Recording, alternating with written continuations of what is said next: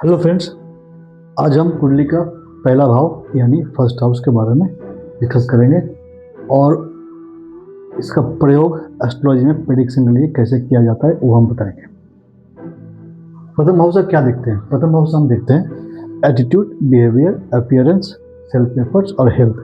पहला भाव whole body के बारे में बताती है, ब्रेन का भी, स्कल का, बुद्धि का भी कहीं तक तो कुछ हद तक वो बताती है। तो प्रथम भाव के स्वामी कहीं भी बैठेगा, किसी हाउस में बैठेगा, तो उस हाउस का प्रति उसका एटीट्यूड, बिहेवियर कैसा रहेगा। फॉर एग्जांपल, प्रथम भाव का स्वामी अगर फोर्थ हाउस में बैठ गया और ये पॉजिटिवली प्लेस्ड है, तो उसके घर के प्रति, होम एटमॉस्फेयर के प्रति, डोमिसाइल के प्रति उसका एटीट्यूड और बिहेवियर अच्छा रहेगा। अगर नेगेटिवली प्लेस्ड है तो वो बैड इन्फ्लुएंस रहेगा, घर के प्रति उसका उतना अट्रैक्शन भी नहीं रहेगा और घर के प्रति उतना सोचेगा भी नहीं। तो यहाँ पे एक मैं एग्जांपल ले रहा हूँ, सिंपल एग्जांपल, बाकी मैं आपको उस एग्जांपल से और भी कुछ बताऊंगा। तो यहाँ आप देख रहे हैं प्रथम भाव का स्वामी बैठ गया वीनस 12th हाउस में।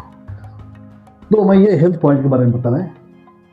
वीनस वहाँ पे बैठ गया, इससे हम ये बोल सकते हैं कि इसको डिजीज का एक डिजीज लॉस और डिसअपॉइंटमेंट इसका लाइफ पे लगा रहेगा। तो ये क्या भयंकर, मतलब ज़्यादा लगा रहेगा या फिर कम, या फिर नॉर्मल और डिजीज जैसे होता रहता है सर्दियों का हमेशा। तो हमें देखना पड़ेगा पहला हाउस कैसा है और पहला स्वामी कैसा है।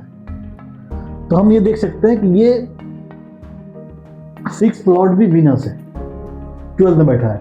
तो वीनस के पास क्या आ गया, 6 और 12 और साथ में 1, तो 1 6 12 आ गया।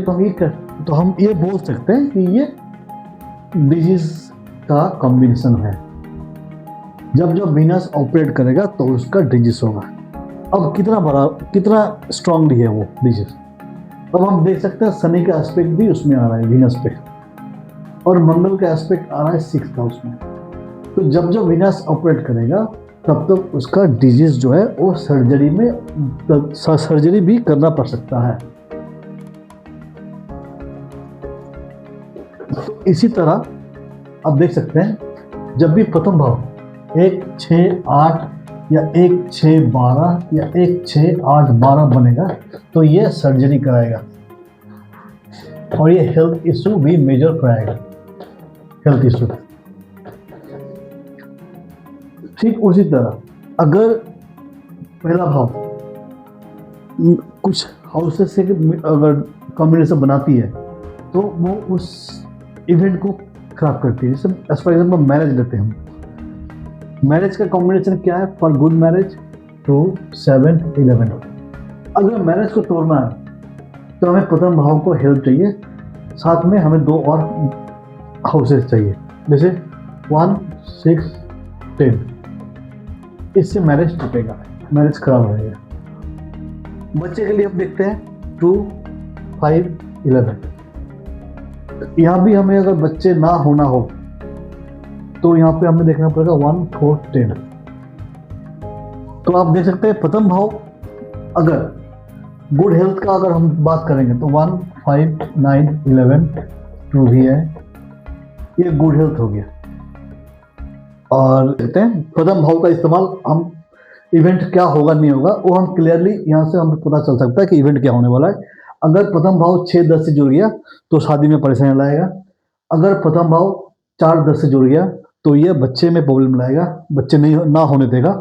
और अगर प्रथम भाव 6 8 6 12 6 8 से जुड़ गया तो वो सर्जरी करेगा। साथ में हमें और एक चीज चाहिए होता कि अगर कोई भी एक्सट्रीम इवेंट होना हो तो हमें चाहिए राहु, केतु एंड शनि। दशा भुक्ति अंतरा में हमें इन तीनों में से एक को एक्टिव होना चाहिए और ये प्लैनेट जो है खराब होना चाहिए, वो नेगेटिव जो कॉम्बिनेशन है उसको कैरी करना होना चाहिए। तो हम देख सकते हैं दोस्तों प्रथम भाव क्या नेगेटिविटी ला सकता है और क्या पॉजिटिविटी ला सकता है। अगर प्रथम भाव किसी से ना जुड़ा हुआ हो तो कोई दिक्कत नहीं है, वो शांत बैठा रहेगा। लेकिन अगर 6 10 4 10 6 8 12 से जुड़ गया तो वो प्रॉब्लमेटिक ला देगा। थैंक यू, सब्सक्राइब कीजिए और देखते रहिए। धन्यवाद।